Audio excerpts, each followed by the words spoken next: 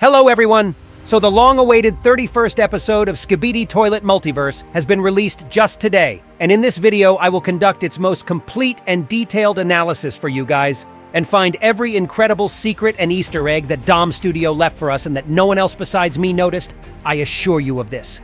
Is there really a final battle waiting for us between the Alliance and the Skibidi Toilets, and what will happen next after this? Will G-Man Apocalypse Project come to life, and why it may actually happen for real? So get your tea and snacks ready, and prepare to watch this video to the end because it's going to be amazing. Let's go! In the first frame, we see what I have already shown you in the exclusive leak, namely how the Alliance agents are driving in a car, and at this time Speaker Woman switches music to Spite TV Woman. But the driver gets tired of it pretty quickly, and she slaps her hand, after which the restless Speaker Woman sits down and they start looking at each other. Just take a look at these hotties. Well, you understand, it will not just stop there. In the hands of Clockwoman, you can notice an interesting box, which clearly contains something important. Camera Woman and the Black Speaker Man are also sitting in front of them. And as we will find out later, they all are going to the last Skibidi base in order to conquer it. And this is exactly what I predicted in my last video. And finally, they are getting attacked by Skibidi toilets, and a chase scene begins along a very long highway. And you know, it's quite unusual to see something like this in a series about Skibidi toilets. A machine gun with the letter Z appears on one of the Skibidi vehicles, which is most likely a reference to the real fighting that is currently underway in Europe. Clockwoman opens the back door and starts aiming her time pistol, but for some reason she does not fire a single shot. So the ninja drillman decides to take matters into his own hands, and with an incredible somersault, jump rips off the machine gun of the car and throws it away. I never cease to be surprised by his skills and superhuman strength. This guy is actually able to give a light to many contestants of his. And after he finished with the driver of this car, he returned to his friends, on whom the mutant Skibidi had already begun to land. And during a fight with one of them, our ninja uses an extremely dirty trick, if you know what I mean, of course. And thanks to the fact that the car was rammed by the Skibidi, the mutant manages to knock down the off-balance drill man. And if you look at this truck, then you can see that this is an obvious reference to the movie called Mad Max, as the truck from this movie looks almost the same, only instead of the dead bodies, there is a poor cameraman hanging in here, as well as cameras from his comrades. So the mutant steps on our bro with his foot, and in the last video I assumed that this moment would happen already at the Skibidi base, and that this mutant would be extremely strong. But everything turned out to be much simpler, and this Skibidi appeared to be just another incompetent jerk who was sent to the Skibidi hell quite quickly. And just look at his funny face when Speaker Woman crept up behind him and poked him in the neck. Immediately after that, Speaker Woman went on a free flight and found herself in the Skibidi plane that flew from above, and the guys inside were clearly surprised by her appearance in there. Although based on this guy's face, it looks like he is very glad to see her here. And I'd be sitting with the same face if she flew into my room too, if you catch my meaning, y'all. The plane with Speaker Woman inside explodes, and most likely it had happened thanks to this guy with explosive barrels. Skibidi toilets continue to amaze me with their unsurpassed intelligence, because it is extremely safe to carry an explosive guy with you on an airplane. What can go wrong in such case, am I right? While the Speaker Woman pressed herself against the wall, another Skibidi toilet flew out of the plane, and in slow motion you can see that this is the Skibidi with headphones, but without speakers.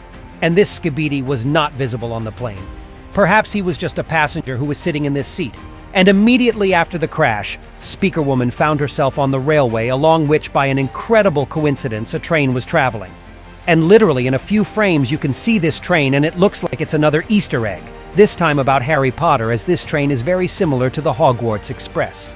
And fortunately, right at the very last moment, Speaker Woman gets saved, and that damn plunger cameraman did it again. And you know, I don't mind that he saved her, yeah, sure. But if he continues to look at her the same way, something terrible awaits him, I can assure you of that, and believe me, I'm not joking at all, as he will be the first on my list of scoundrels to eliminate.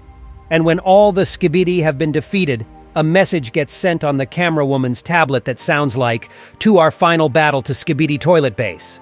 And this message is from Pencilman, and this can be understood by the visual style, as well as by the pen's sign. And after all, the agents have already liked this video, which you should also do if you enjoy my analyses. The helicopters of those very Pencilmen fly by, and the true epicness begins.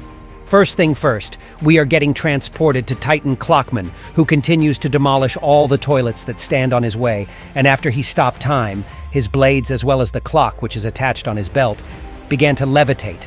And it looks like I was right about his blades. And now he has them instead of those flying circles from the earliest episodes of the series.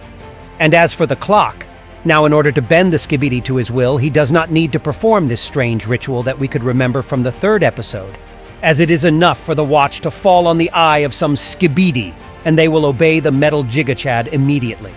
And he didn't let a single toilet leave.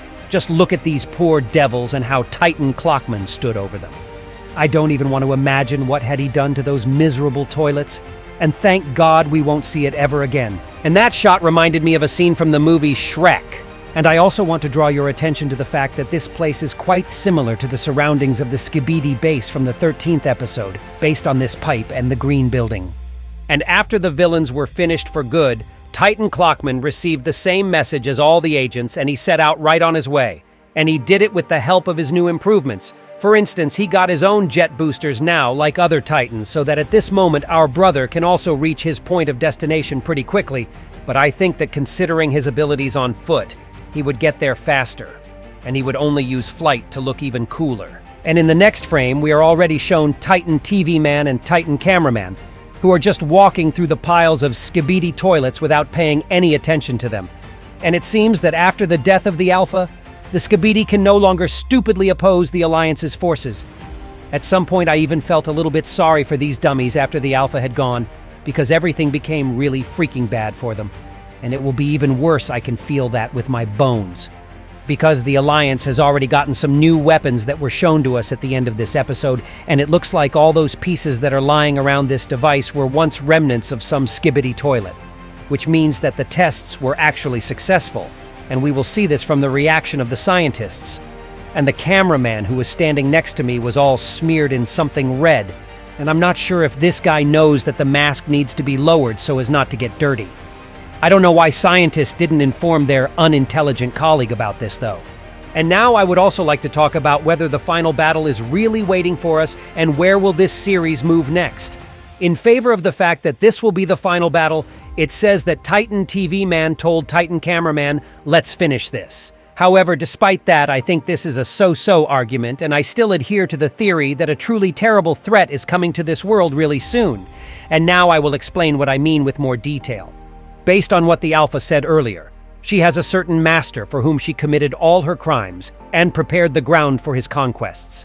But despite the fact that the Alpha is now finished for good, you should not forget about this character, who should come here to at least avenge his Purple Lady, and I guess that he could become such a major threat that the Alliance and the Skibidi toilets would have to forget their old grudges and unite in order to confront him, because the Alpha said that they plan to destroy all the species, including Skibidi toilets. And that very G-Man Apocalypse project can serve not only to harm the Alliance, but it is likely that it will have to be implemented in order to, in principle, save this world from complete destruction.